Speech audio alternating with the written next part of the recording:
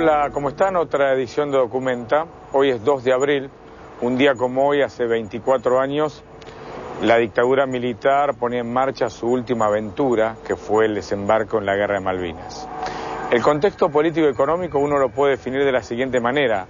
Allá por 1982, en la Argentina, el dictador era Galtieri, un general alto que se hacía llamar el general majestuoso, borracho, muy alineado con los Estados Unidos, muy vinculado a la represión ilegal y con el sueño de constituirse en el dictador que transitaba desde el proceso de reorganización nacional a la democracia. Pero ¿qué pasó? El plan económico diseñado por Martínez de Hoz y prolongado por Roberto Alemán empezaba a caer. La gente ya no tenía miedo a la dictadura y se movilizaba. Por ejemplo, el 30 de marzo de 1982, 2 días antes del desembarco en Malvinas, una gran movilización popular en la Plaza de Mayo ponía en jaque al régimen. Entonces, ¿qué hace Galtieri? Fuga hacia adelante y desembarca en Malvinas. En ese contexto empieza lo que luego fue la Guerra de Malvinas. Galtieri tenía una mirada unilateral de la política y la diplomacia. Pensaba que Estados Unidos iba a aliar con la Argentina porque Argentina había enviado a sus grupos de tarea a Centroamérica para luchar contra el sandinismo. Pensaba que Chile, que estaba regenteada por Pinochet, se iba a mantener al margen, pese a que había una disputa muy profunda entre los dos regímenes militares. Y finalmente todo se puso al revés. Inglaterra tuvo como aliado a Estados Unidos y a Chile, y Argentina fue una guerra que provocó una tragedia que aún hoy estamos pagando. Entonces lo que te propongo, a 24 años de comenzado el desembarco en Malvinas, esto fue un 2 de abril, un día como hoy, ver un documental exclusivo que describe el contexto político, la guerra y finalmente una herida que aún nos está doliendo a 24 años precisamente de ese desembarco. Te propongo verlo, dale.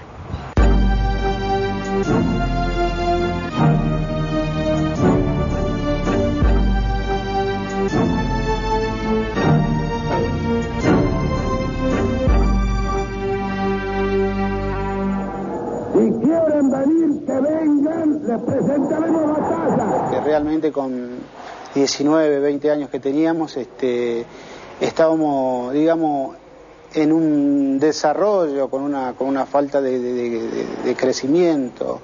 Y ahí nos encontramos y sentíamos que en la medida en que se iban desarrollando las cosas, que uno podía morir también en cualquier momento, ¿no? Yo llegué a las 10:25 de la noche a Puerto Argentino, llovía muchísimo, hacía un frío terrible.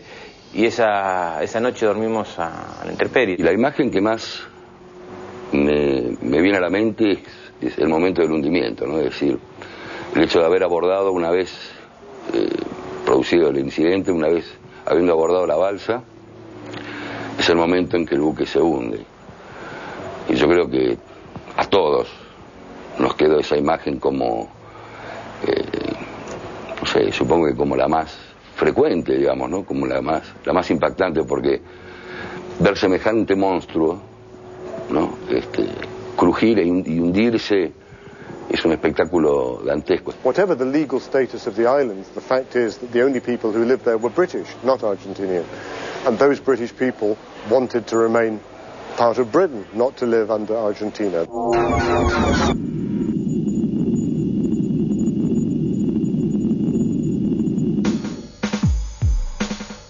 El 22 de diciembre de 1981, Leopoldo Fortunato Galtieri se convirtió en el tercer dictador desde que se instaló el golpe militar el 24 de marzo de 1976. Los mecanismos psicológicos que promueven el olvido de los grandes dolores humanos tienden a borrar de las memorias argentinas las imágenes de los graves sucesos que no hace mucho tiempo atrás laceraron a nuestro pueblo como fruto amargo de la agresión terrorista. Nacido en 1926, a los 17 años ingresó al ejército. Se graduó en la Escuela de las Américas, una institución militar creada por los norteamericanos, de donde egresó la mayoría de los dictadores de América Latina de la década del 70. Galtieri, ante todo hay que decir que cuando decimos que es asesino no solamente estamos hablando de Malvinas, sino fundamentalmente también de su participación en la represión en el Cuerpo Ejército 2, con sede en Rosario, en Santa Fe, donde fue el ejecutor del plan represivo en todo lo que fue el cordón industrial, el sector estudiantil de Rosario, así que fue el gran responsable de la masacre en Rosario, ¿no? En 1975, Galtieri fue nombrado comandante del Cuerpo de Ingenieros del Ejército, en la misma promoción que llevó a Jorge Rafael Videla a ocupar la comandancia en jefe de las Fuerzas Armadas. Tras la destitución de Videla y el nombramiento de Roberto Eduardo Viola como nuevo dictador, Galtieri visitó los Estados Unidos en función oficial. La administración de Ronald Reagan lo recibió cálidamente. Lo que fue Galtieri fue a sondear cuál era el espíritu del gobierno de Reagan frente al gobierno argentino. No específicamente frente a la posibilidad de recuperar Malvinas, porque ese era un secreto guardado bajo 7 llaves. Pero sí, en verdad, para testear un poco cuál era la mirada que el gobierno americano tenía sobre el gobierno militar argentino. Viola se opone, aparentemente, a la Operación Malvinas, y uno de los motivos de la destitución de Viola, que se disfrazó de un ataque cardíaco y un problema de corazón, ahí nos enteramos que Viola tenía corazón, ¿no? Con el general Galtieri en el poder, la crisis se profundizó. Las medidas del flamante ministro de Economía, Roberto Alemán, fueron tan ortodoxas como las de sus antecesores. El establishment y los grupos financieros aprovecharon el régimen de terror para hacer grandes negocios, mientras que aumentaba el índice de desempleo y la quiebra de las pequeñas y medianas empresas. Bueno, Roberto Alemán fue el ministro de Economía de Galtieri, un continuador absoluto de la política Martínez Dios, un hombre vinculado a los grupos de poder económico en Argentina, un hombre que avaló la represión absolutamente, y que hoy sigue siendo un referente de los grupos económicos en Argentina, con participación en muchas empresas importantes de la Argentina, ¿no?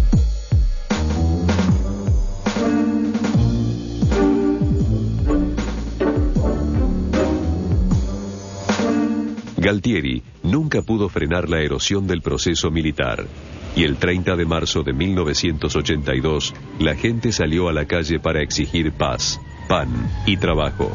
La policía respondió reprimiendo ferozmente.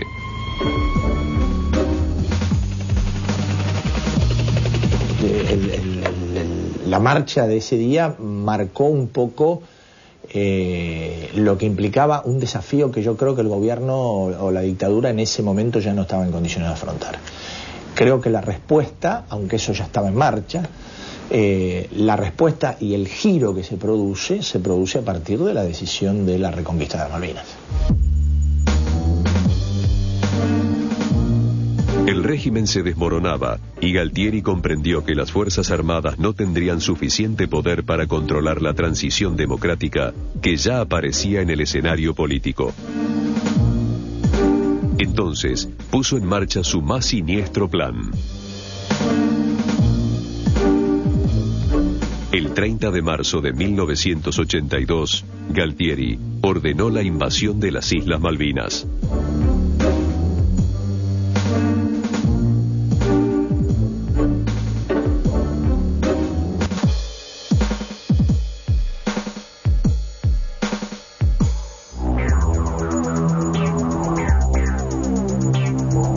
El general Galtieri, mareado por el poder, era incapaz de distinguir entre las maniobras que había dirigido para un noticiero oficialista y las muertes que podía provocar si decidía enfrentar a las tropas inglesas.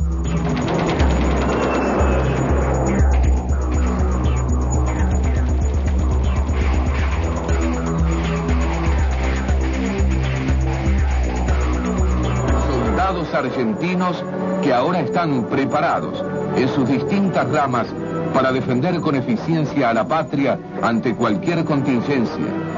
Infantes, artilleros, tanquistas, cada uno en su especialidad, pusieron de manifiesto su capacidad de combate. Forman parte del ejército argentino, un ejército que está invicto a través de los años de nuestra historia. Sí, yo estuve incorporado en el servicio militar y el día 2 de abril todas las mañanas hacíamos una formación y izábamos la bandera, y en ese día nos informaron de la recuperación de las islas, que a todo el mundo nos tomó de sorpresa, ¿no? El 2 de abril de 1982, un grupo de comandos anfibios y un batallón de fuerzas especiales desembarcaron en las Islas Malvinas, tomando por sorpresa a los 68 infantes destacados por la Marina Real. La operación fue casi perfecta. Solo murieron 3 militares argentinos, y a las 9:15 de la mañana, el gobernador Rex Hunt rendía la plaza. La rendición de Hunt fue una rendición muy serena, te diría, porque estaba consciente de que no tenía capacidad para establecer ningún tipo de resistencia. Con lo cual, el gobierno, al menos en la primer imagen pública, apareció como realmente victorioso. So it was a surprise. I think people didn't know much about it. What I remember at the time was very quickly how the Prime Minister, how Margaret Thatcher was immediately very defiant, suggesting straight away that this was an illegal invasion and that Britain would resist it. Horas más tarde, asumía el general Mario Benjamín Menéndez, primer gobernador argentino de las Islas Malvinas en casi 150 años de historia institucional. Así fue como la bandera nacional volvió a flamear en Puerto Argentino. La recuperación de las Islas Malvinas tuvo un fuerte respaldo popular que se manifestó cuando miles de argentinos llegaron a la Plaza de Mayo para agitar eufóricos el nombre del general Galtieri. Hoy, 2 de abril, recién hemos comenzado con la actitud de recuperar las Malvinas y toda su zona de influencia, y ya flamea la bandera argentina. Y me acuerdo lo que me dijo mi mamá, ¿no? Cuando veía toda esa gente que estaba yendo a Plaza de Mayo. ¿Cuántas mamás o cuántos soldados estarán yendo a Plaza de Mayo a aclamarlo a Galtieri? Y uno no entendía la contradicción de que 3 días antes esa misma gente había ido a insultarlo y había ido a pedir que hubiera cambios sociales y que se volviera a la democracia, y que después iban a aclamar por la toma de las Islas Malvinas. Las Malvinas eran un sentimiento nacional, un grito de soberanía que estaba atado al inconsciente colectivo. El proceso sabía manipular a la opinión pública y volvía a respirar. La gente apoyando eso, digamos, evidentemente incentivado por una propaganda oficial impresionante y de un tema muy sensible como era Malvinas, que veníamos desde la escuela primaria escuchando, la hermanita perdida, la reivindicación, etcétera, ¿no? Era evidentemente una causa justa, una causa noble, llevada adelante por gente innoble e injusta, gente que no tenía nada de patriota, gente que había entregado el país al capital extranjero, que había hecho desastres en la economía nacional, en la defensa de la soberanía real del país, y que ponía su discurso esencialmente en la frontera, ¿no?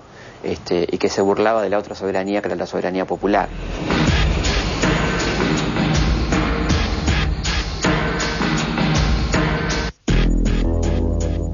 La dictadura aprovechó la euforia popular.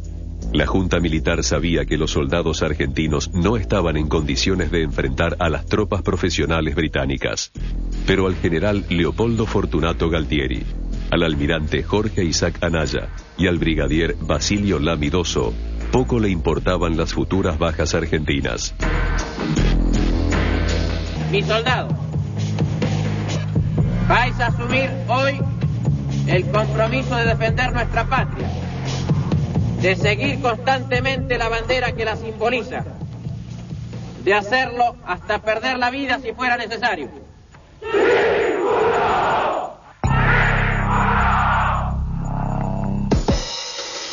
Los soldados argentinos no estaban equipados para enfrentar las condiciones climáticas, y menos aún para combatir con las tropas británicas, que eran profesionales y que estaban provistas con armamentos y logística de última generación. Los soldados ingleses tenían uniformes térmicos, botas todoterreno, visores nocturnos, fusiles livianos, misiles infrarrojos, chalecos antibalas, bazucas modernas, cañones de última tecnología y suficiente alimentación. Diferencia como ellos tenían para ver de noche, por ejemplo tenían miras infrarrojas, cosa que nosotros no lo teníamos, y ellos tiraban todos con proyectiles trazantes, cosa que nosotros poníamos un proyectil en las bandas de la ametralladora para poder ver en 50 tiros, poníamos 2 o 3 para poder ver y corregir la dirección hacia donde uno disparaba, pero sin embargo ellos tiraban todos con eso. Britain obviously had a larger army and more extensive military experience than Argentina, if only because Britain had been through the Second World War and much more recently had been a significant power in the world. Even after decolonization, Britain remained a country with a significant military force. Las tropas argentinas, en cambio, exhibían cañones antiguos y pesados. Los uniformes dejaban pasar el frío y se mojaban con facilidad. La comida escaseaba y no tenían armamento para combates nocturnos. Nosotros las botas las teníamos permanentemente húmedas, las medias, se nos doblaban a veces los cañones de los fusiles porque se recalentaban. Además se trababan por la humedad, que no teníamos cómo mantenerlo siempre limpio. La Junta de Comandantes sabía de la capacidad bélica de los soldados argentinos y conocía sobre la experiencia y logística de las fuerzas inglesas. Aún más, Galtieri, Anaya y Lamidoso ya habían calculado que Margaret Thatcher, en caso de conflicto, ordenaría la movilización de los Gurkhas, un batallón de élite caracterizado como una verdadera máquina de matar. Myself, the Gurkhas occupy a special role in the British Army. They're people who come from Nepal. There's an old imperial connection with them as a tough fighting men who have been in the British Army. In effect, they're mercenaries. They're people who aren't British but who serve in the British Army, and they have a reputation for being good fighters. El 3 de abril de 1982, cuando las primeras naves inglesas empezaron a desplazarse hacia el Atlántico Sur, el Consejo de Seguridad de las Naciones Unidas resolvió que Argentina se retirara de las islas y empezara negociaciones diplomáticas. La decisión de las Naciones Unidas exhibió los alineamientos internacionales. Estados Unidos junto a Inglaterra, el bloque socialista al lado de la República Argentina.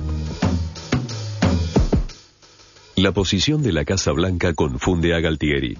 Este general pensaba que Ronald Reagan iba a tener una actitud positiva frente a la dictadura militar. No había ninguna posibilidad que Estados Unidos se pusiera al lado de la Argentina porque Estados Unidos es miembro de la OTAN, socio histórico de Inglaterra. Si la cosa se agravaba, obviamente iba a haber una presencia militar norteamericana también acompañando a Inglaterra, sin ninguna duda, ¿no? And all those things. I mean, I think the overwhelming picture was that America was on the side of Britain and helping it mostly in a secret but possibly quite effective way during the war. Con el correr de los días, Thatcher endurece la posición de Inglaterra. El secretario de Estado norteamericano, Alexander Haig, viaja de Buenos Aires a Londres y de Londres a Buenos Aires para encontrar una solución al conflicto. The President has also directed that the United States will respond positively to requests for material support for British forces. En Buenos Aires, Haig era recibido por el canciller Nicanor Costa Méndez, un diplomático de carrera que trataba de acotar las necesidades bélicas de Galtieri. Costa Méndez y Haig enfrentaban una tarea muy difícil. El secretario de Estado norteamericano, general Alexander Haig, visitó Buenos Aires los días 16 al 19 de abril con el propósito de contribuir a una solución pacífica del conflicto entre Argentina y Gran Bretaña en el Atlántico Sur. Bueno, Haig era, como todo buen diplomático republicano y de la derecha norteamericana, un hipócrita, ¿no? Una persona que jugaba de mediador cuando estaba claro que estaba jugando para Gran Bretaña, ¿no es cierto? La primera ministra británica no solo compromete a la Casa Blanca en su estrategia diplomática y en el apoyo logístico para su contraofensiva bélica, sino que además acuerda una operación secreta con el dictador chileno Augusto Pinochet.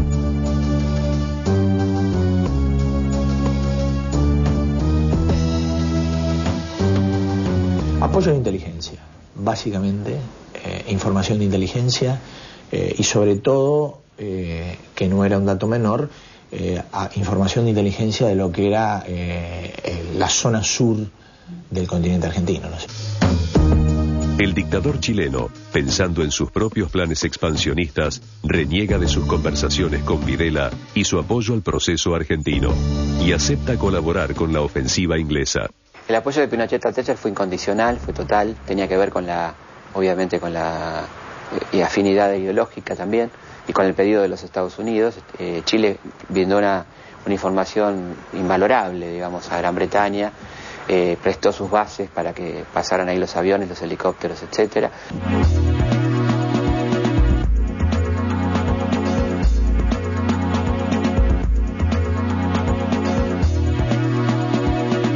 Por su lado, la primera ministra Margaret Thatcher estaba en baja, y la guerra le daba una oportunidad para recuperar terreno en la opinión pública y triunfar en las próximas elecciones.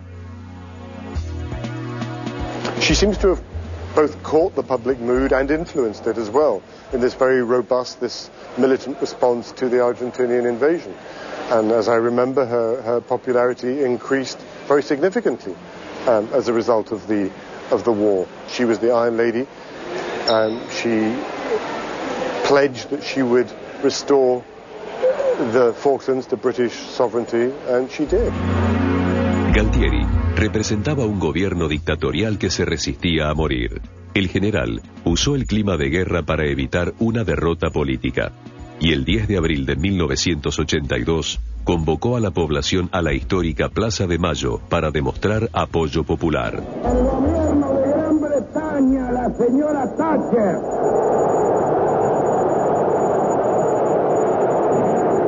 y el pueblo de Gran Bretaña no han escuchado hasta ahora una sola palabra de ataque o una sola palabra ultrajando su honor y su reputación. Hasta ahora.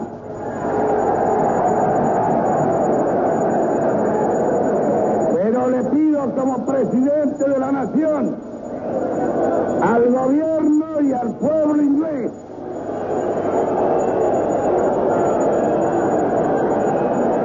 la moderación en sus expresiones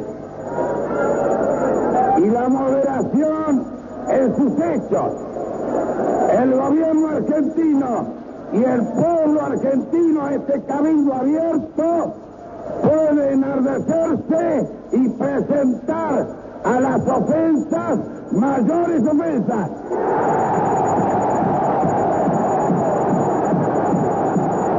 Que sepa el mundo, América, que un pueblo con voluntad decidida como el pueblo argentino, si quieren venir, que vengan, les presentaremos batalla.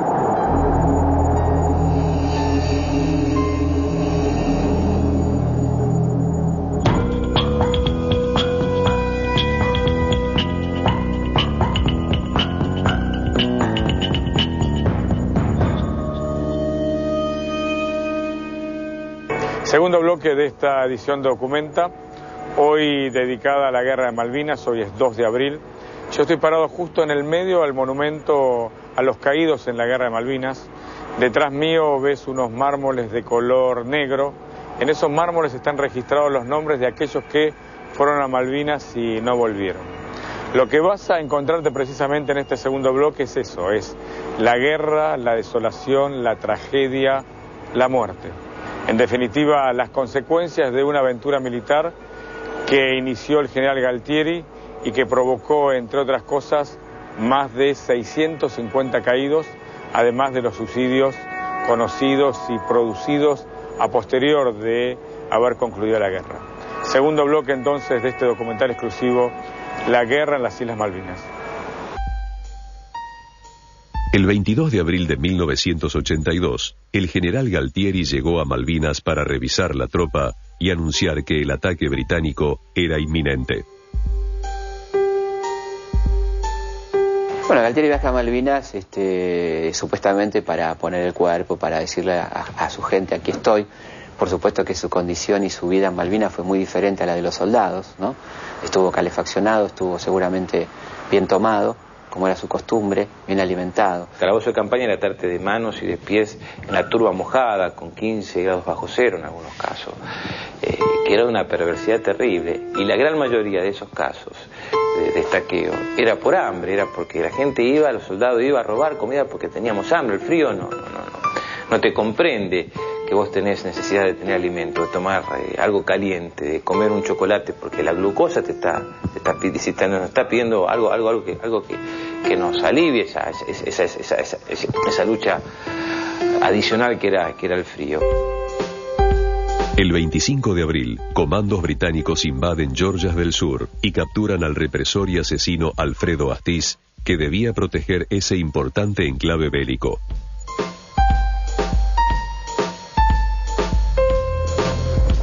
Damas y caballeros, el Ministerio de Defensa acaba de darme buenas noticias y creo que les agradará saberlas. El mensaje que recibimos dice que las tropas británicas desembarcaron en Georgia del Sur esta tarde, poco después de las 4 p.m. hora de Londres. El comandante de la operación envió el siguiente mensaje. Por favor, informen a su majestad que la insignia blanca sobrevuela Union Jack en Georgia del Sur. Que Dios salve a la reina. ¿Qué pasará? ¿Cuál es su reacción? Simplemente regocijo ante estas noticias y felicito a nuestras fuerzas y a los marinos. ¿Vamos a continuar la guerra, señora Thatcher? Buenas noches, caballeros. Astiz, por ese entonces teniente de navío, se rindió sin oponer resistencia. No disparó un solo tiro, levantó las manos y se rindió.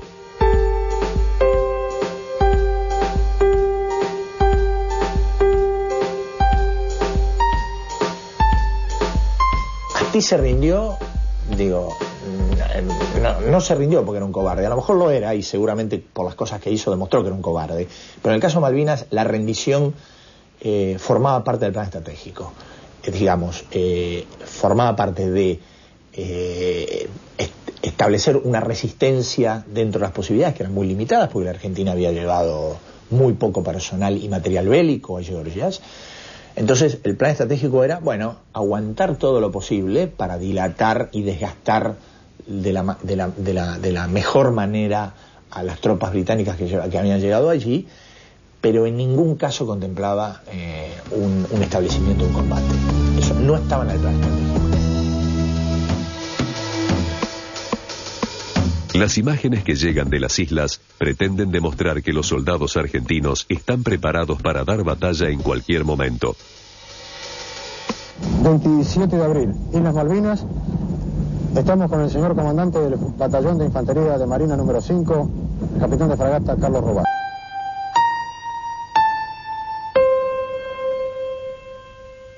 Las fuerzas británicas tenían un plan de combate que les permitió avanzar rápidamente en territorio argentino. El 1 de mayo de 1982, a las 4:40 de la madrugada, empezó la ofensiva. Aviones Sea Patriot atacaron Puerto Argentino. Helicópteros artillados operaron contra Puerto Darwin y las fragatas enemigas se dedicaron a demoler enclaves máximos de la defensa nacional. Comenzaron a bombardear el aeropuerto y fue una sensación muy extraña porque nos tomaban como de sorpresa por el movimiento del suelo, la onda expansiva, el impacto uno lo siente en el estómago, ¿no? Porque es el suelo es una isla como flotante, digamos, y con la onda expansiva es como que vibrara y la sensación es muy extraña realmente. En Buenos Aires, lejos del escenario de combate, Galtieri convocó a una nueva clase de soldados que no estaban preparados para enfrentar a los ingleses en el frío de las Islas Malvinas. Eran chicos de 20 años con una precaria formación militar. Galtieri los llevaba a una muerte segura. General, ayude a mi hijo. Ayúdelo. Ahí le di la notita. Por favor, general, se lo pido. Por Dios, general, ayúdelo. Tiene 25 años. Voy a leer especialmente, señora. Voy a leer especialmente. Y va a tener mi contestación firmada por mí, señora. Pregúntele el nombre. Por favor.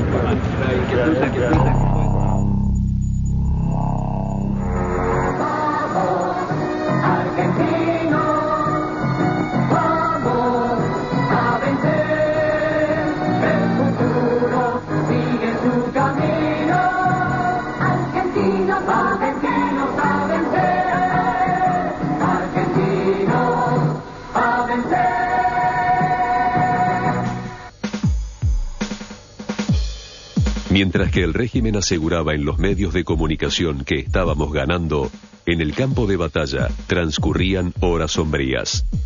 No había coordinación entre las fuerzas armadas. Fallaban las comunicaciones, escaseaba la comida y cada uno hacía lo que podía. De día los barcos se alejaban y de noche se acercaban y bombardeaban. Hubo veces que nosotros veíamos los proyectiles que pasaban arriba nuestro y caían del otro lado. Y los teníamos ahí cerca. Los cañones no tenían proyectiles. El abastecimiento del armamento, no sé qué pasó, pero no habían llegado en la medida necesaria, ¿no? El plan bélico inglés no solo se basó en una ofensiva por aire y tierra. Además, tuvo un capítulo naval que fue activado cuando la Armada Británica decidió atacar al crucero General Belgrano. Un verdadero crimen de guerra, porque la nave insignia argentina estaba navegando fuera del área de exclusión. And the question was it sunk? Was it necessary to sink it? Well, it was heading away, I believe, was the story from the British submarine. Was it necessary to sink it and kill all those people? I know there's controversy about it. I know that I don't believe it's ever been proved definitively what happened. I know the official version, I think, was that the ship was in what was called the exclusion zone around the islands, and therefore it was a legitimate target. Si la zona de exclusión marca el teatro de operaciones del enemigo, es decir, es donde ellos delimitan una zona de operaciones propia. A mi entender, yo hoy, con el paso de los años y con algunas otras experiencias, yo interpreto que no es que el hecho de estar afuera implica que los tipos no puedan atacar. Evidentemente pueden, o si no pueden, no importa. El 2 de mayo de 1982, a las 4 de la tarde, el submarino atómico Conqueror disparó contra el crucero General Belgrano. Lanzó 2 torpedos Tigerfish que hundieron a la nave en apenas 80 minutos. Ese día murieron 323 soldados argentinos. Lentamente, con el correr de las semanas, la ofensiva inglesa terminó de quebrar la línea de defensa en Puerto Argentino. Y bueno, Dios quiso que justo en ese momento no me quedara a dormir, porque de noche era medio complicado dormir. No complicado porque pasara algo, sino por miedo a que pasara algo.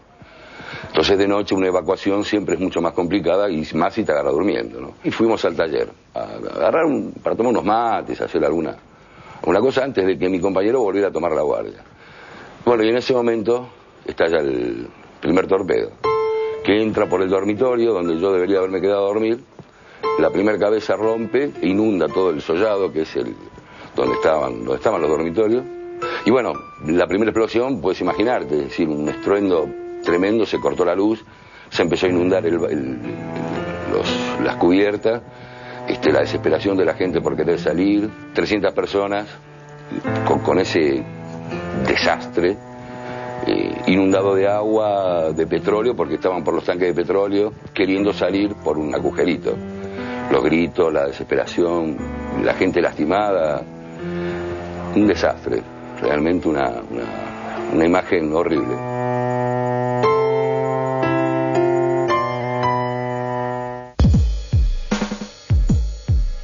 Era cuestión de horas. pero Galtieri se resistía a reconocer la derrota. El viernes 11 de junio de 1982, Juan Pablo II desembarcó en la Argentina para forzar la rendición de la dictadura militar. Horas antes del asalto final de las tropas británicas, cuando concluía su viaje relámpago, el Papa hizo votos por la paz. Atrás de él, vestido de negro, Galtieri ya era una sombra del poder. Hermanos y hermanas, estoy a punto de concluir la visita a vuestro querido país que he emprendido en nombre de la paz en momentos dolorosos de vuestra historia. Pido a Dios que se traduzca en realidad operante la profunda convicción de que es necesario poner todos los medios posibles para lograr una paz justa, honrosa y duradera. Yo digo, el Papa vino a hacer una suerte de preparación espiritual de la sociedad argentina para aceptar que venían momentos muy duros de aceptar algo que había sido una fantasía en la cabeza de millones de argentinos, y de aceptar que lo que significa siempre una rendición en una guerra, ¿no? Mientras Juan Pablo II abandonaba Buenos Aires, las fuerzas enemigas iniciaban su última operación bélica en las Islas Malvinas. La ofensiva fue sangrienta. Los aviones Sea Harrier bombardearon los restos de Puerto Argentino. Las fragatas escupían misiles. Y los comandos ingleses saltaban de los botes inflables para ocupar estratégicas posiciones de combate.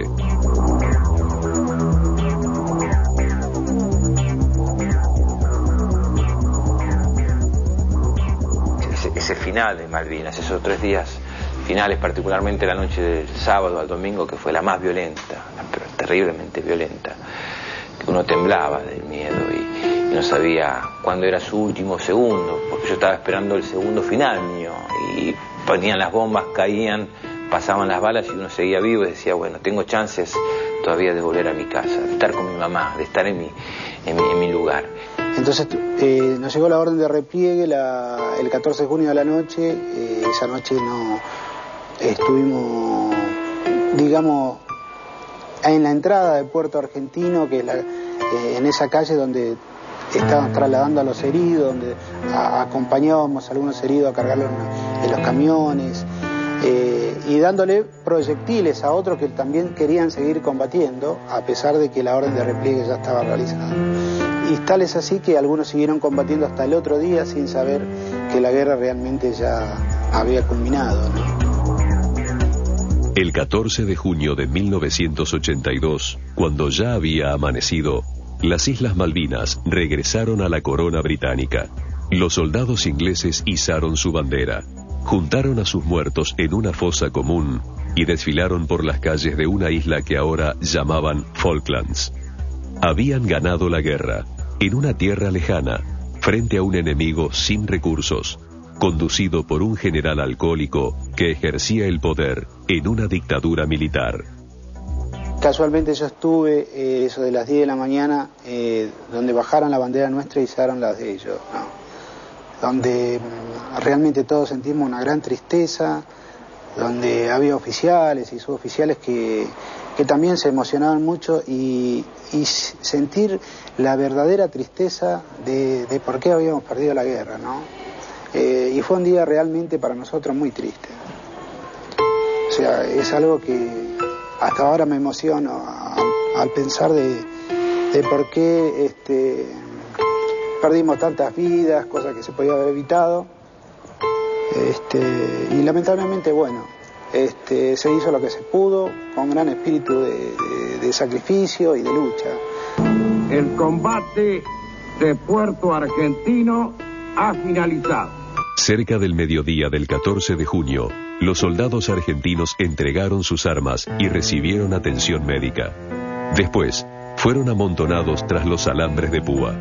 Eran prisioneros de guerra y nadie les podía garantizar su vida ni su destino.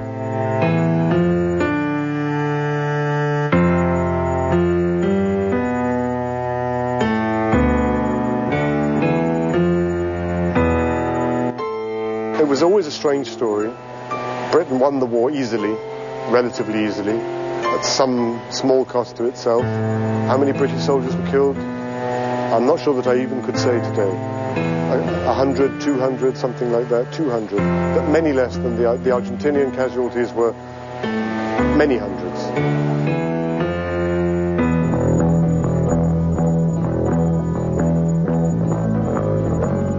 Meses más tarde, poniendo fin a la angustia de familiares y amigos, los soldados que sobrevivieron arribaron a Buenos Aires. El régimen no preparó para ellos un recibimiento oficial.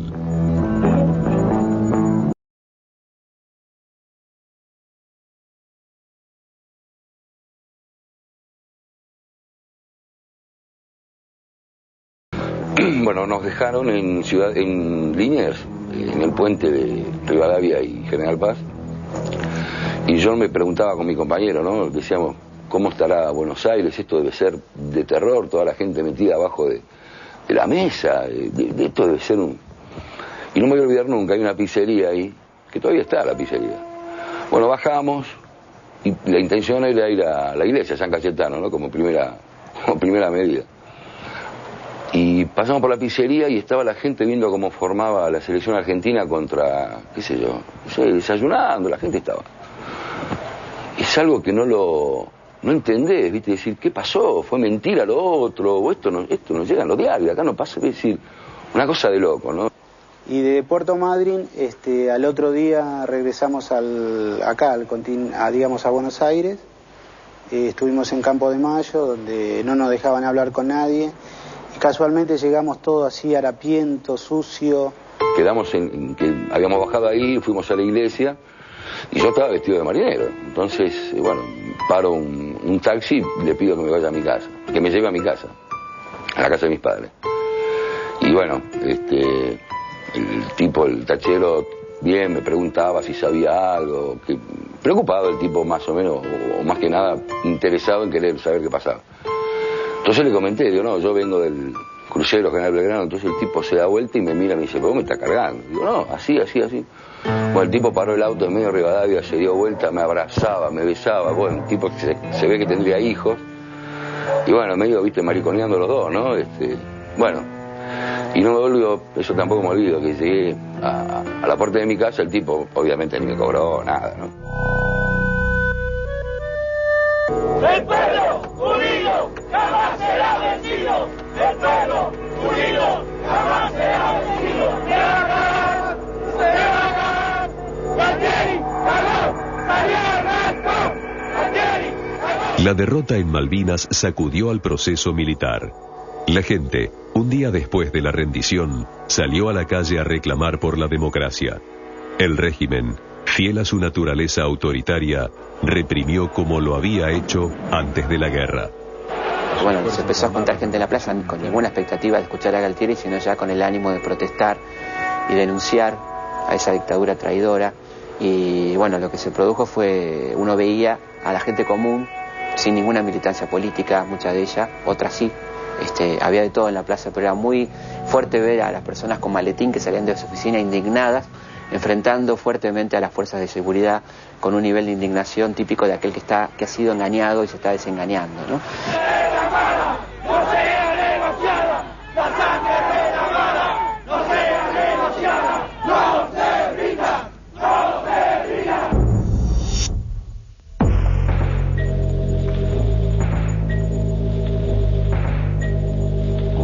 El 1 de julio de 1982, Galtieri fue reemplazado por el general Reinaldo Benito Viñone, que tenía como máximo objetivo evitar que en la democracia se juzgue a los militares involucrados en la represión ilegal. El último dictador planeaba una retirada ordenada de las Fuerzas Armadas en el poder. Sin embargo, nada podía hacer para frenar los reclamos de los organismos de derechos humanos.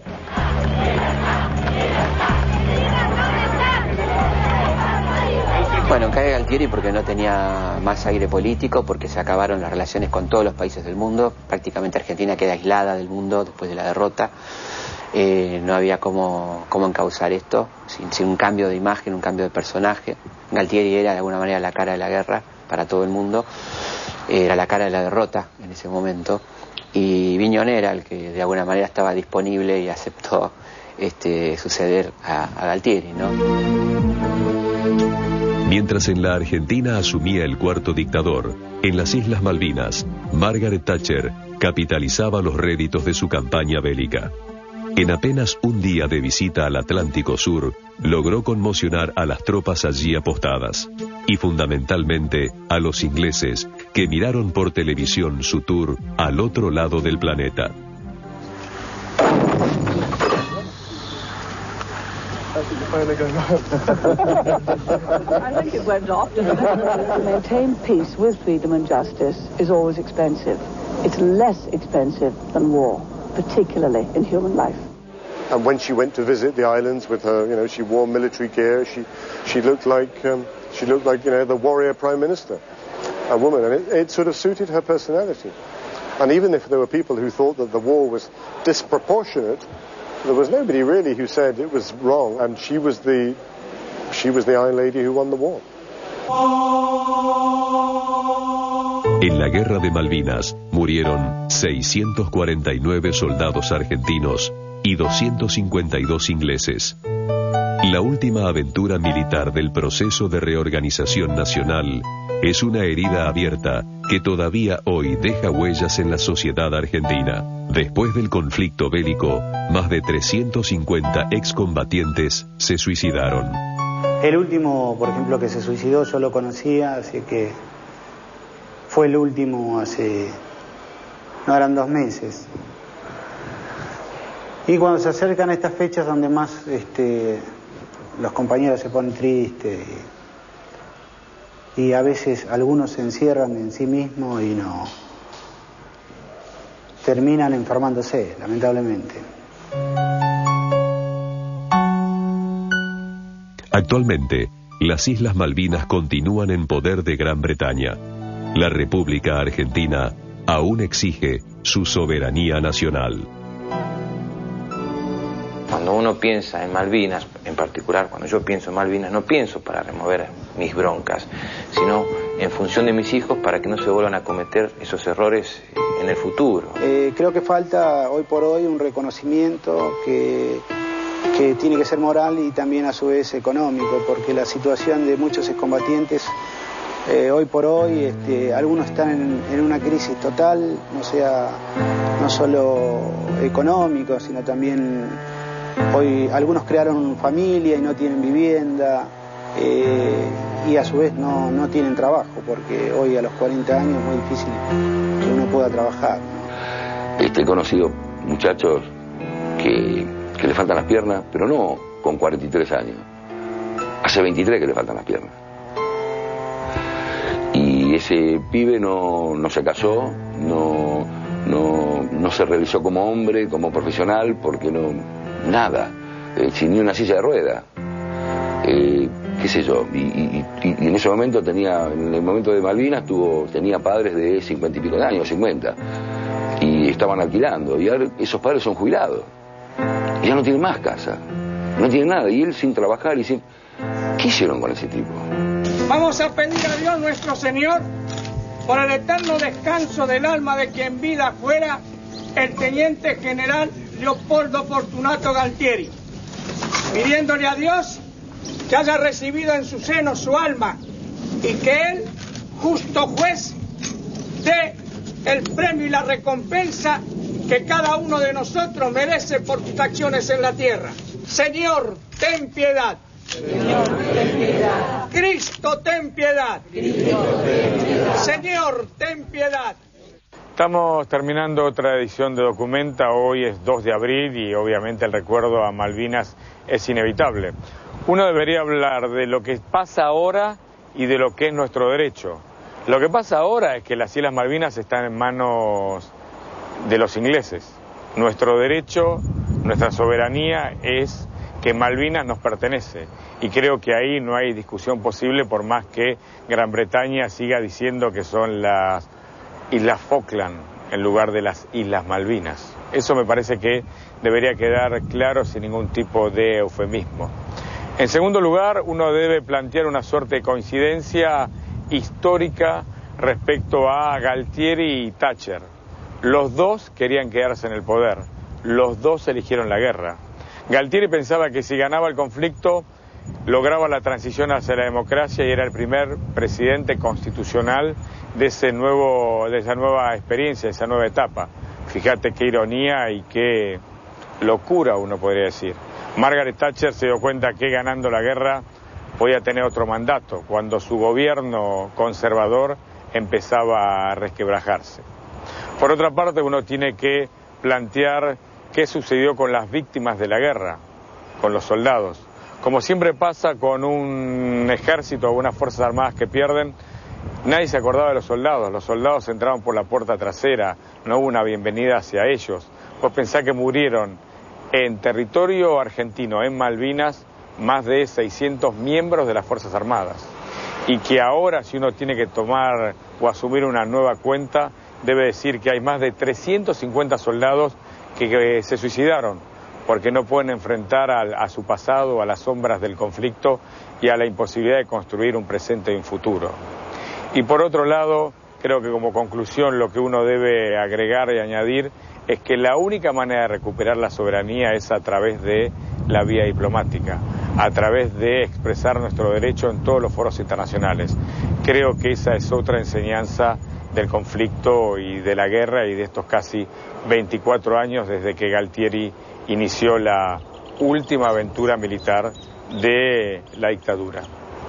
Chao, hasta la semana que viene.